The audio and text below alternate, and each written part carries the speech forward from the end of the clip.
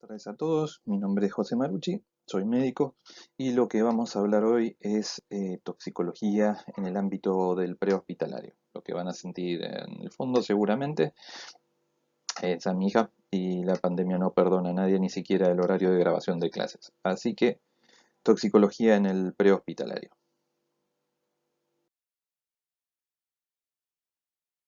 De la toxicología lo que no vamos a hablar hoy son de cuestiones básicas de toxicología, sino simplemente mostrar algo o una situación donde nos encontramos habitualmente. El paciente que habitualmente nos enseñan en toxicología es un paciente que está adentro del hospital, un paciente adentro del hospital. Y como si fuera poco, ese paciente adentro del hospital sabemos qué es lo que tiene. Generalmente se da esa la situación. En el prehospitalario no tenemos esa escena, que es una escena segura, con un montón de elementos de diagnóstico, con un montón de interconsultores, incluyendo un toxicólogo. Estamos nosotros con un conductor de ambulancia, con una ambulancia, en el mejor de los casos, la mayoría de las veces con un tóxico eh, que no es conocido, ¿sí? No es conocido, y con un escenario para el cual habitualmente no nos preparan, no en tóxicos, sino que es una falencia de la carrera, donde no nos preparan para los eventos adversos con víctimas múltiples, siendo en este caso los eventos adversos con víctimas múltiples que involucran un tóxico son de las situaciones más comunes y más complejas para manejar dentro de las emergencias. Por lo cual, eh, la idea de hoy es empezar a desarrollar un poco esta idea. Bueno, en cuanto a lo que es la atención en toxicología en el ámbito prehospitalario, sí es muy útil lo que es el mindset del médico emergentólogo. Los médicos emergentólogos lo que hacen es actuar, actuar, actuar, actuar, y lo hacen de manera protocolizada. Los protocolos no es que enmarcan y te encierran lo que es tu creatividad cuando es la hora de atender a un paciente, sino lo que hacen es organizar todas las acciones que tomemos o las determinaciones que tomemos de tal manera de evitar errores. Entonces, primero lo que hacemos es valorar la escena. Para valorar la escena, la verdad que es muy fácil porque lo que hacemos es pensar o poder contestarnos qué, cómo, cuándo, dónde, por qué y cuánto. Y podemos contestar eso, básicamente vamos a entender qué es lo que le está pasando al paciente y con eso entender si eso nos podría repercutir a nosotros. Entonces, esa escena que estamos viendo, no sé si se ven las flechitas, estos son mucha gente que fallecieron en algo que se denominó la tragedia de Guyana. Unas personas que eran parte de un grupo religioso interpretaron que venía el fin del mundo y para esperarlo tenían que tomar una cierta cantidad de sustancias, las cuales son estas que están acá. Las tomaron todos, de hecho van a ver estos vasitos donde todos se repartieron su dosis. Eh, la escena básicamente sería segura, pero hasta que yo entienda cuál fue el mecanismo, yo lo que veo es mucha gente tirada en el piso, razón por la cual no me voy a acercar, ¿sí? O si veo mucha gente en el piso, capaz que hay otro señor que quiere acercarse y obligarme a tomar eso, por lo cual no me voy a acercar. Entonces, si yo veo que hay una escena que no me cierra por alguna razón, la verdad que no me voy a acercar, voy a tomar una distancia prudencial según los protocolos que ustedes manejen y a partir de ahí lo que vamos a hacer es evaluar a ver si podemos intervenir. Recuerden que la medicina es un trabajo, es una actividad remunerada, entonces no es un sacerdocio, es una profesión, por lo cual lo ideal es que no nos sacrifiquemos.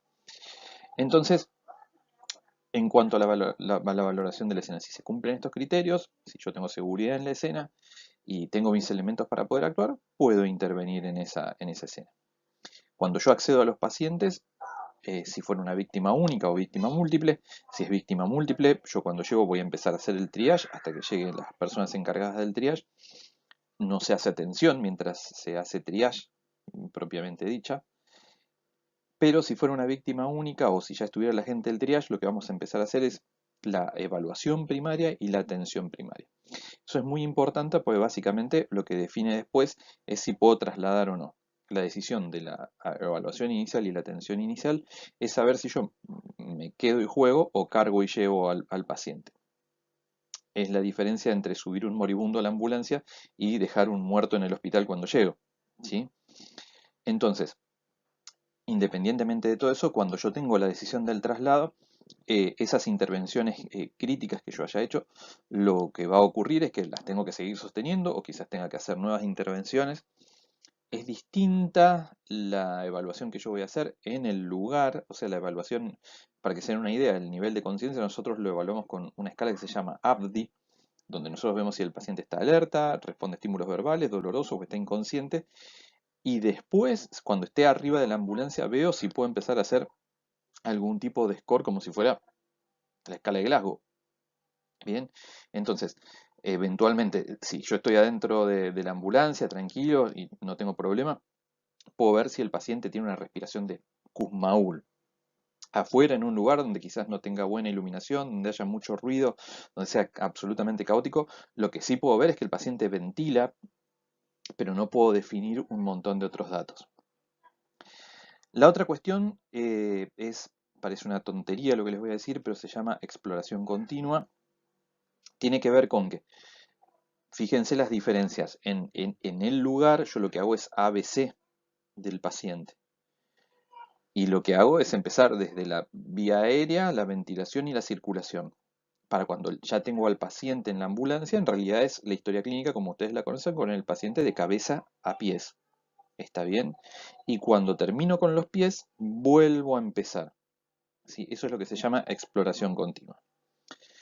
El último dato tiene que ver con algo que es absolutamente increíble, pero de todas las contingencias que ustedes puedan tener en el ámbito prehospitalario, las de mayor complejidad en su manejo, no es porque esto es justo lo que les estoy hablando yo y los quiera convencer de que esto es genial o el único que lo puede manejar somos nosotros, sino que realmente los pacientes que están involucrados con un evento de características que tengan que ver con algún tóxico, son en general los que más complican al prehospitalario.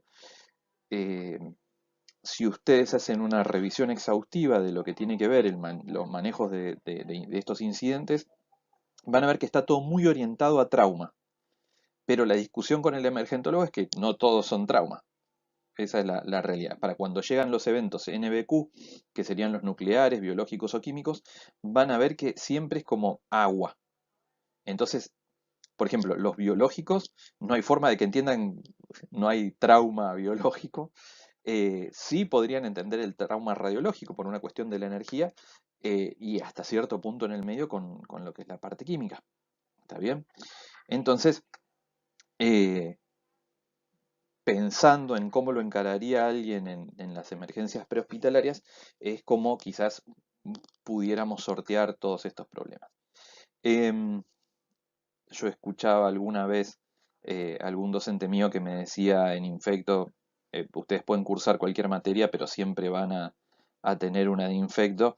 Yo lo que les puedo decir es que cursen todas las materias que quieran, pero siempre van a tener, más que las de infecto, una de tóxico van a tener siempre, siempre seguro, y más en el prehospitalario. Así que yo lo que les diría es, está muy bueno hacer un montón de cursos, pero para el prehospitalario afilen tóxico que les va a servir muchísimo, sobre todo para no morirse. Bueno, con respecto a esto que ustedes están viendo, eh, hay un montón de preparación que creo que se las dieron o hay otras charlas al respecto, según lo que me chimentaron en la cátedra, donde ustedes ven cómo se maneja un triage de que involucre tóxicos, eventos adversos con tóxicos y demás. Esto es muy importante porque muchas veces están estos carteles, ¿sí? Pueden ser estos, los de la NFPA 704, los del sistema globalmente armonizado. Lo importante es que ustedes sepan que la mayoría de las veces pareciera un trabajo del año 1987 de Vicentico y colaboradores, titulado Bares y Fondas, donde el primer track era Yo te avisé y vos no me escuchaste, no, no, no, no, no, no, yo te avisé. Y básicamente estos carteles es ese trabajo de Vicentico y colaboradores, donde estos carteles están por todos lados y quizás ustedes ven las víctimas y están estos carteles que les están diciendo, miren, esta gente les pasó esto. Así que muchas veces estos carteles, más que tener una cuestión preventiva, es preventiva para los que lo están viendo de afuera y no para los que ya lo sufrieron. Entonces es importante estar entrenado en este tipo de cuestiones, sobre todo teniendo en cuenta que nuestro sistema es un sistema medicalizado y en ninguna materia a ustedes les enseñan a salir en ambulancia y les indican que tienen que hacer semiología de la escena y chequear estos carteles a ver de qué se trata. Esto ya les conté que lo van a ver más adelante o ya lo vieron en alguna de las clases de la cátedra, donde esto no es lo que incluía esto, víctimas múltiples o la orientación a catástrofes de- con tóxicos, que involucren tóxicos, pero básicamente son otro tipo de planes, es otro tipo de forma de actuar. eh, y bueno, en esto no nos íbamos a meter, pero sepan que en el prehospitalario nosotros estamos pensando siempre el peor escenario. Estos son los peores escenarios que nosotros tenemos que manejar. Y recuerden que trabajamos en equipo, según lo que indica el plan director, donde sabemos que en determinadas zonas van a entrar los bomberos, nos van a traer a nosotros a los pacientes, vamos a tener a la policía haciéndonos un cordón de seguridad para que no entre nadie más y vamos a tener a Defensa Civil tratando de hacernos de escenógrafos de toda esta situación. Por lo cual también es importante que cuando ustedes sepan, cuando ustedes salgan en el prehospitalario, sepan cómo se instaura o cómo se maneja o cómo se direcciona un plan de respuesta en estas situaciones. En cuanto a lo que es el triage, no me voy a involucrar, de vuelta les comentaba esto, me dijeron que ya lo vieron o que ya lo iban a ver en alguna otra clase. En general no están muy bien los triage que hay para estos eventos. Recuerden que los triage no son un sistema de atención, no es una cosa que se hace. Es una categorización por gravedad para darle a los pacientes básicamente lo que a cada uno le corresponde, ni más ni menos. No es un sistema diagnóstico, esto es un error muy básico, pero no es un sistema diagnóstico. La atención en estas instancias, o la semiología, cambia completamente. Y por lo pronto sepan que los dos sistemas más comunes que vamos a tener tienen que ver, por un lado, con un sistema que es netamente militarizado o viene de una corriente militar, que es el triage toxicológico de armas de guerra. Los triage en ese sentido están muy separados en lo que es nuclear, biológico y radiológico. La tendencia, o en realidad no es que es una tendencia, lo que todo el mundo opina, lo que opinan los expertos, en esto no me voy a meter, cada uno tiene su opinión, pero en realidad debería haber como una especie de ranking de las cosas que más rápidamente matarían al paciente y empezar a actuar en ese sentido o empezar a ordenarse en ese sentido. En el caso de las armas de guerra, sobre todo es un triage donde pensamos que las personas involucradas en hacer ese triage lo que hacen es muy poca semiología, la mayoría no son médicos, muy pocos médicos están capacitados para ponerse los elementos de protección personal y poder ir a la atención. Pero lo que sí hay son los toxindromes, ¿sí? Los toxindromes para cuando ya estamos adentro de la ambulancia o estamos en alguna otra situación, la verdad que sí, sí podemos hacerlo. Si no se los acuerdan, que es lo que le puede pasar a todo el mundo, yo seguramente no me lo voy a acordar, o lo mismo te pasa con la escala de Glasgow o con tu nombre y apellido, según el grado de Alzheimer, Marchafada-Vignami o lo que ustedes tengan por ahí dando vuelta, ténganlo en el celu. Ténganlo en el celu y fíjense, o sea, esa sería la historia. Entonces, si están saliendo, tengan todas estas cosas a mano, búsquenla, pues no es vergüenza no acordarse, ¿sí? Así que recuerden, hay sistemas de atención, de categorización de pacientes que involucran a tóxicos y que también cuando salimos en la ambulancia deberíamos estar capacitados. Ahora, vamos a lo que más habitualmente va a pasar y que me chusmearon en la cátedra, que quizás eso no es lo que vieron. Yo estoy atendiendo a un paciente en el prehospitalario. Entonces lo que hago es seguridad de la escena, bioseguridad, es decir, puedo entender qué, cómo, cuándo, dónde, por qué y cuándo. Tengo mis elementos para poder atender, me acerco al paciente, lo que hago es evaluar la conciencia, si el paciente responde o no responde, a partir de ahí lo que hago, si me responde, joya, si no me responde, ABC. Si me responde, lo mismo evalúo ABC, porque para yo llegar al hospital necesito que tenga el ABC completo. ¿Qué es lo que necesitaría entonces? Primero, por lo pronto del prehospitalario, la historia del paciente, qué es lo que pasó, cuéntenme qué, cómo, cuándo, dónde, por qué y cuánto. Traten de hacer un examen físico, al menos 4 cosas debería tener, 5 con toda la furia, pero deberían ser los signos vitales. Eso en la historia clínica sirve mucho porque demostraría que ustedes llegaron con un paciente vivo al hospital. Saben que el paciente muerto se queda en el lugar, sobre todo porque puede ser la escena de un crimen. De hecho, una de las dos causas de dudosa criminalidad, cuando tenemos un óbito, una es tóxico y la otra es trauma, así que son las dos de emergente. Y si llegan con la historia o con el examen físico, si ustedes llegan a tener la posibilidad de hacer la categorización del paciente, tuvieron tiempo, nada, si pueden agruparlo en algún tipo de triage, sería genial para cuando hagan la consulta. ¿Qué es lo que hago en el lugar entonces? Bien, en el lugar lo que hacemos es A, B, C, D, vía. Vía aérea, ventilación, circulación. Lo que les contaba la vez anterior, hasta si escucharon alguna, estoy como el personaje de Los Simpsons, seguro me conocerán de otra clase como manejo de vía aérea. Entonces, ABC, eso es una cuestión médica. En ese sentido lo manejamos y recuerden que lo manejamos según el lugar donde ustedes se encuentren. Es decir, si yo no estoy muy ducho para intubar al paciente, pero necesito poder manejar gran fracción inspirada de oxígeno y el paciente no ventila, es preferible usar un ambú y llevarlo rápidamente. Si no estoy en un lugar que esté a menos de 15 minutos de un hospital, bien, definitivamente voy a tener que empezar a pensar si lo tuviera le tuviera que poner una vía, si tuviera que intubarlo o alguna otra cosa más. Ahora vamos a ver algunas cuestiones que tienen que ver con la descontaminación que sí podemos hacer en el prehospitalario. Al paciente en coma lo que sí podemos hacer es darle oxígeno. Podemos intentar, ya en una parte secundaria, hacer un hemoglucotest y ver si vale la pena agregar a la solución fisiológica glucosado hipertónico pensando que pueda estar eh, hipoglucémico.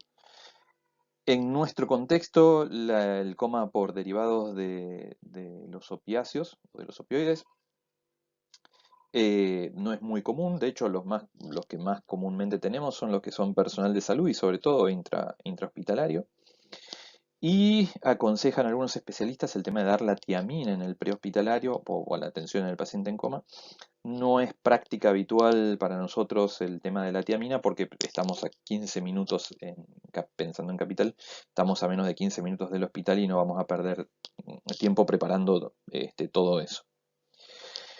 En cuanto a lo que son las maniobras de eliminación aumentada, en el caso de estas maniobras no hay mucho que podamos hacer, ¿sí? En la ambulancia, ahora si quieren charlamos algunas de las maniobras. Eh, Focalizar tratamiento, que es la F del A, B, C, D, F, G toxicológico, no lo tenemos porque habitualmente no tenemos el antídoto, ¿sí? Muy pocos antídotos llevamos en la ambulancia, o sea, con suerte si tenemos atropina para los órganos fosforados, de hecho cada vez tenemos menos porque se dejó de usar para el paro, así que quedó como eh, un fármaco que usamos para el manejo de la bradicardia, pero no tenemos una dosis adecuada para el tratamiento de una intoxicación grave por órganos fosforados. Y finalmente, la guía toxicológica la vamos a tener solo en eventos realmente masivos, o sea, cuando ustedes tienen un evento con víctima única, lo que vamos a hacer es que directamente lo llevamos al hospital y posteriormente pedimos la guía toxicológica.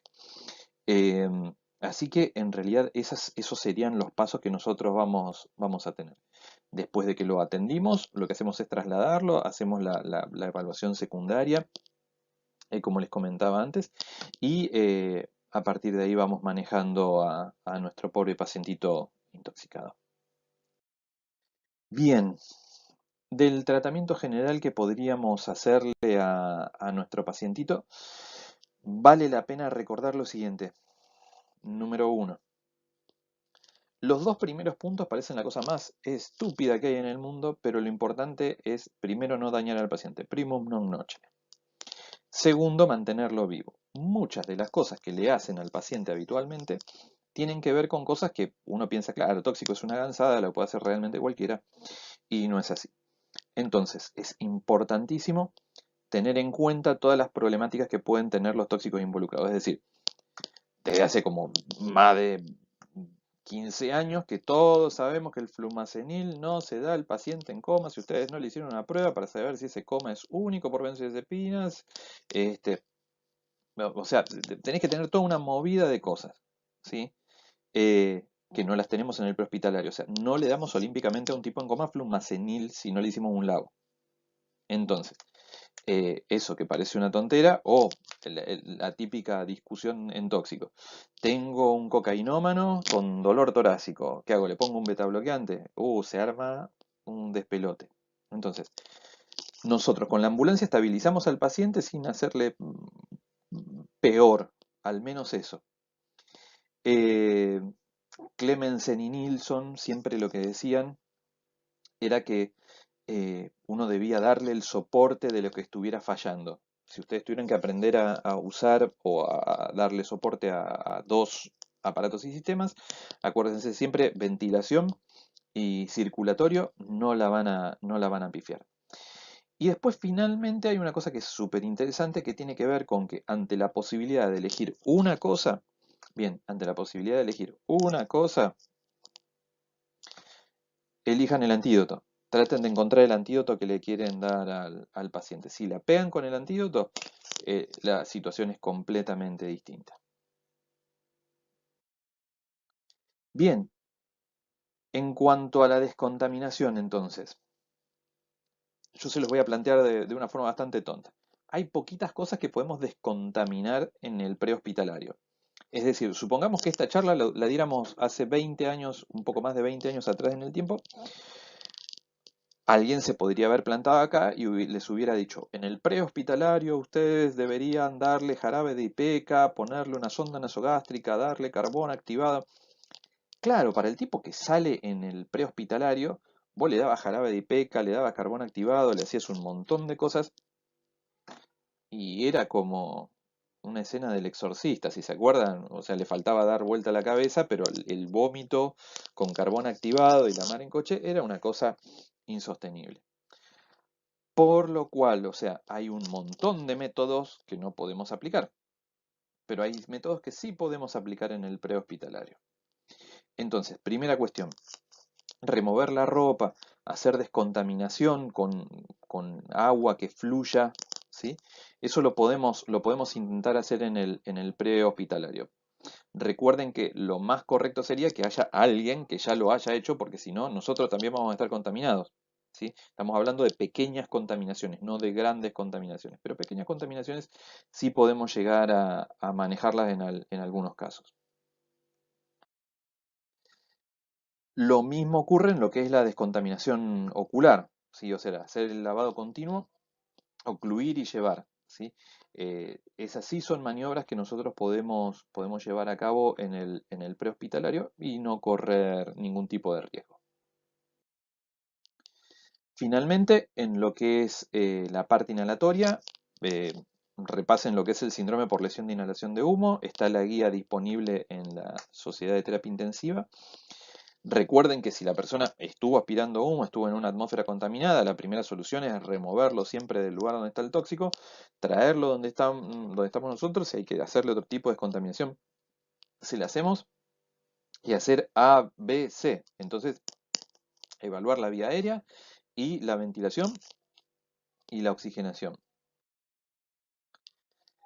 Algo de lo que no, eh, de lo que no vamos a meternos mucho tiene que ver con las radiaciones, también cuentan como tóxico. Recuerden que en este caso involucra una tercer pata, que es el ARN. Hace poquito tiempo cambiaron toda la sistemática de atención. Son dos entidades, de hecho hay una entidad que se ocupa de lo que es hospitalario propiamente dicho y otra de lo que es prehospitalario, por lo cual el manejo del incidente con radiaciones también es complejo. De hecho tiene un triage sumamente interesante y sumamente vasto. De hecho de los triage de NBQ debe ser el que mejor preparado está. Así que eh, o una temática extra para sumarle a esto. En cuanto a los antídotos, lo que tengo para decirles es que no hay muchos antídotos en un hospital, imagínense lo que puede llegar a haber en una ambulancia. Lo que ustedes usen en un hospital, en el prehospitalario, no necesariamente puede funcionar. De hecho, sin ir más lejos, si quieren pensar en un síndrome por inhalación de humo, pensando que hay cianuro, quizás el tratamiento de Buso y Hughes, no sé si es tan buena idea como dar hidroxocobalamina. Hay que hacer una cuestión costo-beneficio, que es bastante difícil, pero a los fines prácticos nos convendría más tener ese tratamiento para el prehospitalario que otros tratamientos. Entonces, eh, si en los hospitales hay eh, poco stock de antídotos, imagínense el stock que podemos tener en una ambulancia, ¿sí? O sea, la ambulancia no puede tener todo de todo. La verdad que la ambulancia tiene que tener lo mínimo para asegurarnos que el paciente vamos a cumplir con el ABC. Eso es lo que nos va a comprar tiempo con el paciente. Si ustedes logran estabilizar al paciente, van a tener tiempo de darle el antídoto. Pero si ustedes salieron a la escena, no recogieron bien la historia, va a ser muy difícil que alguien llegue o arribe a un diagnóstico. Si se acuerdan lo primero que les contábamos, este paciente único múltiple, la mayoría de las veces no sabemos qué es lo que tiene. Entonces, hasta que lleguemos a eso, justamente esa es o ese es el arte que nosotros vamos a tener en el prehospitalario. Cuando dicen que es el arte de la incertidumbre, en el prehospitalario nunca mejor dicho.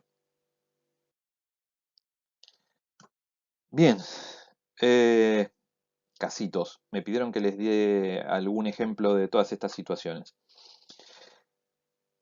En realidad un caso que ejemplificaría esta situación, que esto sería interesante para pensarlo, sería lo siguiente. Vamos a pensar algunas problemáticas que pueden traer los tóxicos. Em, a ustedes lo llaman un miércoles a las 8 de la noche.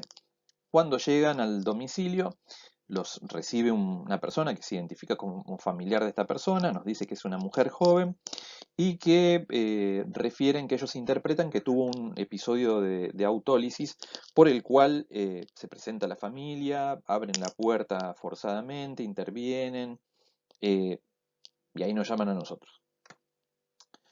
Para cuando nosotros atendemos a la paciente es una paciente joven que se encuentra con su pijama acostada en la cama y que cuando lo evaluamos no tiene ningún signo de emergencia o de urgencia. De hecho, nos contesta lúcida, orientada en todas sus esferas y nos relata que, como única cuestión, que viene muy mal de trabajo, que tiene una relación de pareja que está terminando con un montón de problemas y que hace 48 horas que no podía dormir. Ella habitualmente tomaba un cuarto de clonazepam.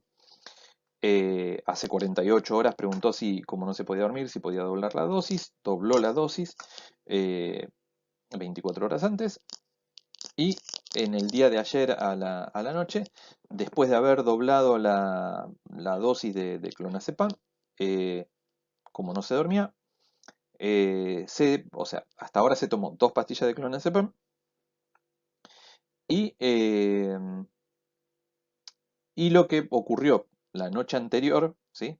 Es que, como no se podía dormir, se bajó esto de una botella de ron. Y ahí se durmió. Claro, previo a esto, llamó a la familia para decirles chau hasta mañana. Y la familia, 24 horas después, como no tuvieron noticias de ella, la fueron a buscar. al grito de se mató, se mató. La pregunta del millón sería acá, ¿estamos ante una emergencia? La respuesta es no. La señora tiene todos sus signos vitales fantásticos. ¿Está bien?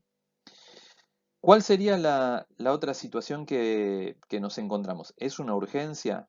La verdad que tampoco. Si piensan en lo que es la vida media de los fármacos, yo la verdad que no le creo nada de lo que me dijo. O sea, que me diga que se tomó una pastilla, 2 o 40, la verdad que para mí da lo mismo, yo no le creo. Entonces, eh, lo que sí tengo que interpretar es que tomó alcohol y que tomó benzodiazepinas, pero esto lo hizo hace 24 horas. O sea que si hubiera tenido cualquier evento, lo hubiera tenido más cercano al momento de la ingesta. Si estuviera en un hospital, ¿tengo necesidad o tengo que hacerle alguna maniobra? No, tampoco estaría con mucho tiempo de hacerle ninguna maniobra. Con lo cual, la resolución del caso es la siguiente. Señora, ¿usted tiene obra social? Sí, tengo obra social. Ustedes hablan con la familia y les dicen, señores, yo no tengo que trasladarla de emergencia a ningún lugar. La señora se queda en el domicilio a cargo de ustedes y ustedes la llevarán al hospital que ustedes crean necesario para que le sigan haciendo el resto de las evaluaciones, porque yo psiquiatra no soy. Entonces, evaluar si tuvo un intento de autólisis, la verdad que no lo voy a hacer y en este caso no corresponde llamar a la ambulancia del hospital psiquiátrico para que venga a evaluar esto.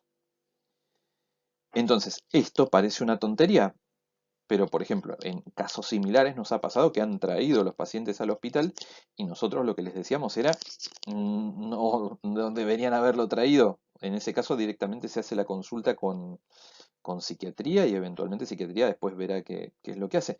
Pero, o sea, en la guardia, para el shock room, para observación, para una cosa donde tenemos que hacer cuestiones de manejo de urgencia o de emergencia, en este caso no lo tenemos. Em, entonces, esto que yo les contaba recién, si ustedes lo pensaran y yo no les hubiera seguido el relato, eh, más de uno hubiera dicho, es un caso interesante para decir qué hago con este paciente. Y la verdad que finalmente es un caso que se resolvía fácil con la situación de la escena y con preguntas fáciles de toxicología. Entonces, distinto, o sea, supongamos un caso que no les pienso dar la respuesta, pero supongamos esto. Ustedes tienen un paciente que se lo encuentran en la vía pública. Un señor que está absolutamente ebrio, pero orientado en todas sus esferas, que les dice que vive a un par de cuadras de ahí donde está, que lo dejen ir a su casa, que él no quiere ningún tipo de atención.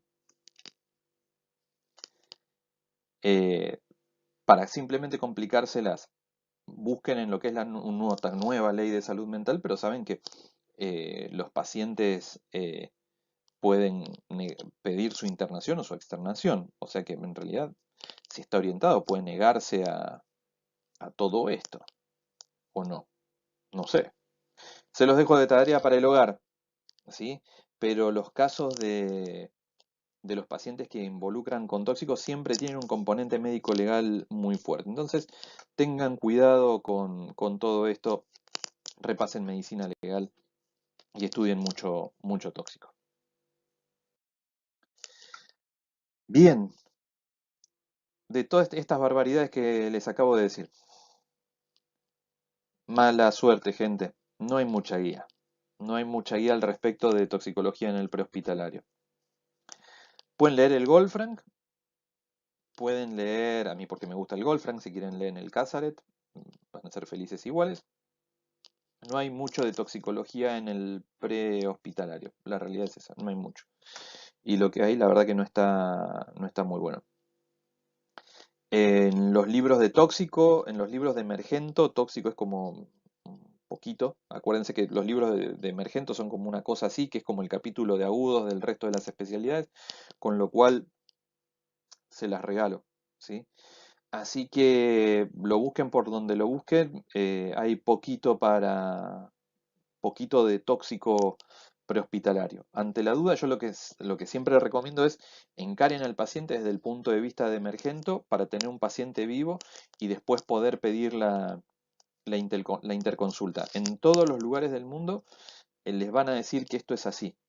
¿sí? Así que no se vuelvan locos. A, B, C, D, E, F, G, hacen hasta donde les da en el lugar donde están en el sistema y con esto siguen adelante.